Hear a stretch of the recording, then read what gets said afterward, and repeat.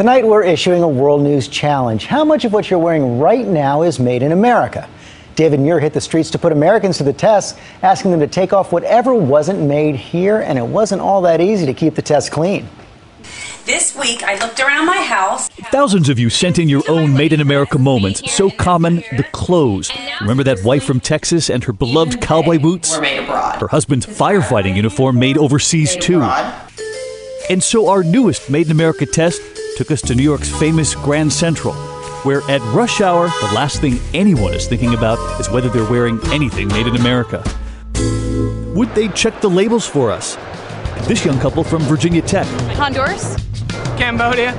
And just like the Beatles, even the t-shirt imported. Mexico. Drawing a crowd, we were surprised to learn quite a few knew exactly what we were up to. Immediately I thought, we knew Made in America. You knew what we were up to. We recognized you. But this German couple didn't know us, and they were emphatic, holding onto their Abercrombie shopping bag, saying that part of why they come to America is to buy American clothes.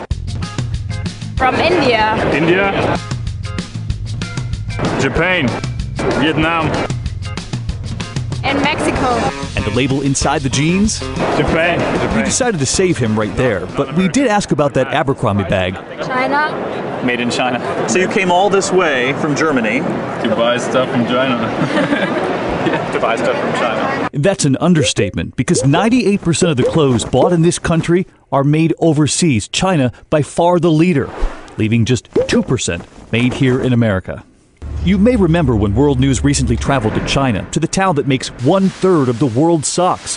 Chen Guifeng and her husband showed me the picture of their son, who is living back with his grandparents. They see him once a year, so that they can work in the factory, making $14 a day, $270 a month. Clothing workers here, $88 a day, $1,760 a month. So how could we ever compete with those socks and other items? Would we want to? I'm not sure it's feasible to compete with China. What we are good at is the production of advanced goods. When it comes to clothing, he means labs like this one at the North Face in California, testing the latest in waterproof jackets, windproof, winterproof, the kind of advanced clothing foreign competitors can't match. In fact, 400 people have jobs because of this one lab alone.